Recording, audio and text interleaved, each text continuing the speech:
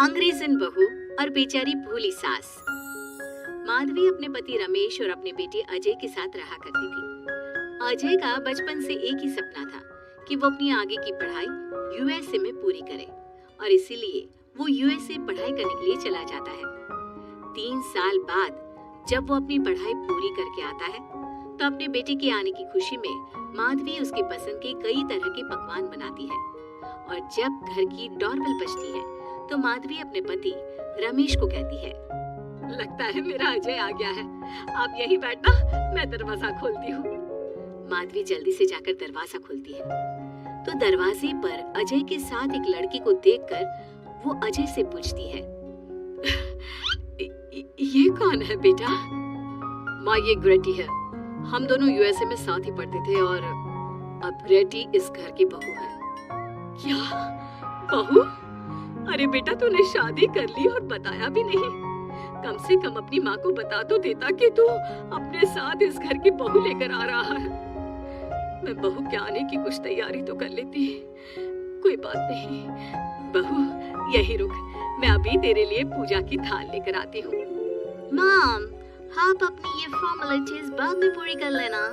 I'm so tired right now. आजा darling, अपना room कहाँ है? कोई बात नहीं बहू, तुम पहले आराम कर लो, तब तक मैं तुम्हारे लिए चाय बना कर लाती हूँ।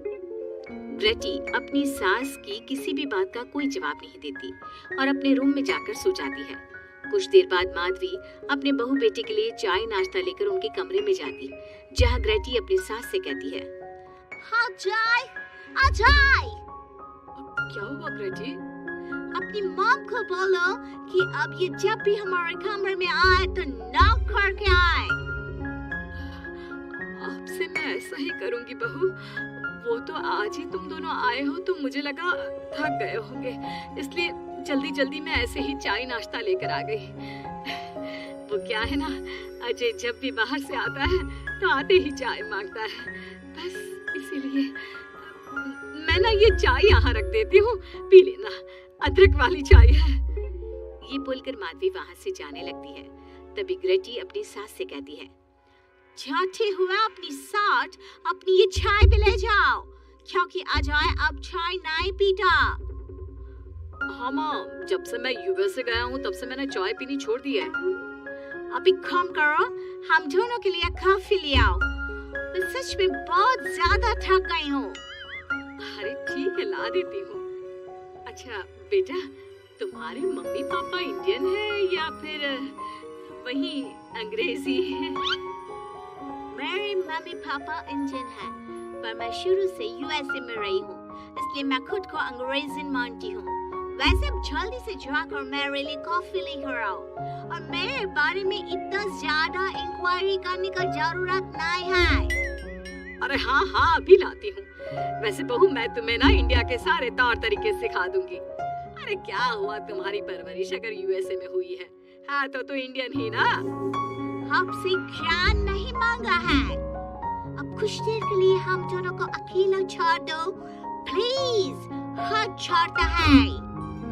अपनी बहू की बात सुनकर माधवी वहाँ से चली जाती है। माधवी का उतरा हुआ चेहरा देखकर रमेश माधवी से कहता है, हमने इस नालायक को बाहर पढ़ने के लिए भेजा था और इसने क्या किया, बाहर से अंग्रेजन बहू उठाकर ले आया।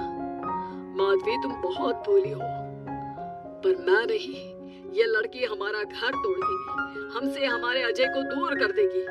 देखा, आते ही कैसे रोब झाड़ रही है, जैसे तुम इस घर की नौकरानी हो। तुम उसको बोलो कि तुम इस घर की मालकिन हो और उसकी सास हो, वो वही करे जो तुम कहोगी।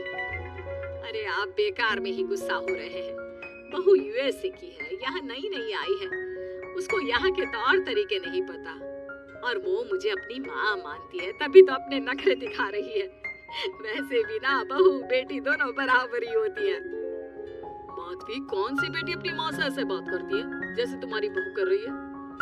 मैं बस तुम्हारे कहने पर चुप हूँ, वरना मैं अपने बहू बेटों को आज ही घर से निकाल देता। ये कहकर रमेश वहाँ से चला जाता है। ऐसे ही कुछ दिन बीत जाते हैं और ग्रेटी अपनी बेचारी भोली भाली सास पर अत्याचार करती रहती है। ग्रेटी अपना सारा काम अपनी सास से करवाती और उसी को भला बुरा सुनाती।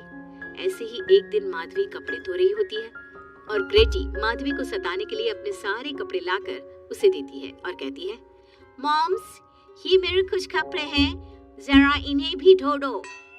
इतना बोलकर ग्रेटी तैयार होकर घर से जाने लगती है। तभी माधवी उससे कहती है, बहू, आज तुम्हारे ससुर के दोस्त के घर में एक छोटी सी पार्टी है। उन्होंने सह परिवार बुलाया है। मैं चाहती हूँ कि तुम और अजय भी आज हमारे साथ वहाँ चलो और आज ना साड़ी पहनना। मॉम, अभी मैं क्लब जा रही हूँ, रात को मुझे टाइम मिलेगा तो आपके साथ चली जाऊंगी, पर साड़ी बारी नहीं पहनूंगी। ये कहकर ग्रेटी वहाँ से चली जाती है। शाम हो जाती है। सब ग्रेटी के घर आने का इंतजार करते हैं और इस वजह से कोई भी पार्टी में नहीं जा पाता। इंतजार करते करते रात के 12 बज जाते हैं। 12 बजे रात को ग्रेटी नशे की हालत में जख्मी घर आती है। अपनी बहू के सर और हाथ पर लगी चोट देखकर माधवी परेशान हो जाती है और जल्दी से फर्स्ट एड का बॉक्स लाकर अपने बहू के सर पर पट्टी करती है। एक माँ की तरह प्यार करते हुए वो अपनी बहू से कहती है, बहू, तुझे चोट कैसे लग गई बेटा? मैं घर आ रही थी, एक बाइक वाले से मेरी चक्कर हो गई। कोई बात नहीं बेटा, कल सुबह होते ही तुझे अपने फैमिली डॉक्टर के पास ले जाऊंगी। अच्छा, अब तू ना आराम कर, मैं तेरे लिए अभी हल्दी वाला दूध लेकर आती हूँ। माधवी, मैंने तुम्हें पहले ही समझाया था, ये अंग्रेजन हमारे घर के लिए ठीक नहीं है, पर तुमने मेरी एक नहीं मानी। अब देख लो, आज इस अंग्रेजन बहू की वजह से सारे मोहल्ले में हमारी नाक कट गई है।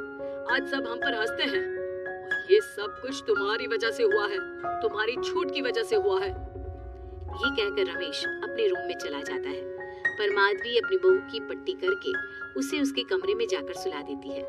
अगले दिन माधवी ग्रेटी को लेकर अपने फैमिली डॉक्टर के पास जाती है, जहाँ ग्रेटी देखती है कि उस डॉक्टर की बहू ने साड़ी पहनी है और एक संस्कारी बहू की तरह घर में पूजा पाठ करके अपने सास ससुर के पैर छूकर उनका सुबह सुबह आशीर्वाद लेती है।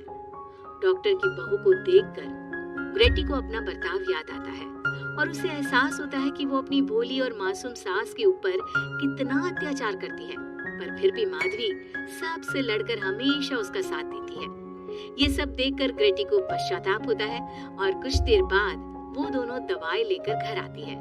जब माधवी ग्रेटी को दवाई खिलाने के लिए उसके पास जाती है तो, मॉम, मुझे माफ कर दीजिए, मैंने कभी भी आपके प्यार को नहीं समझा, आप पर इतना अत्याचार किया, आपकी बेइज्जती की, आपसे घर का सारा काम करवाया। आपने मुझे कितनी छूट दी, पर फिर भी मैं आपके साथ इतना बुरा करती थी। और आज जब मैं नशे की हालत में चोट खाकर घर आई तो भी आपने मुझसे कोई सवाल नहीं किया, उल्टा आपने मेरा साथ दिया, मेरी सेवा की। आज जब मैंने डॉक्टर की बहू को देखा घर का काम करते हुए, अपने सास ससुर की सेवा करते हुए, तब जाकर मुझे एहसास हुआ कि मैं कितनी रॉन्ग थी। लेकिन जिन होकर भी एक बहू के कर्तव्य से दूर रही और आपके ऊपर अपनी अंग्रेजी का रौब झाड़ती रही। मुझे माफ कर दीजिए सासू माँ। बेटा, अक्सर बच्चों से गलतियां हो जाती है। ऐसे भी सुबह का भूला अगर शाम को घर आ जाए तो उसे भूला नहीं कहते बहू। और मुझे बहुत अच्छा लग रहा है ये देखकर कि मेरी अंग्रेजन बहू कितनी समझदार हो गई है। जिसके बाद माधवी और ग्रेटी एक दूसरे को गले लगा लेती है और उसके बाद से ग्रेटी एक संस्कारी बहू की तरह रहती है और अपनी सास को किसी भी शिकायत का मौका नहीं देती। अपने सास ससुर की बहुत अच्छे से दिल से सेवा करती है।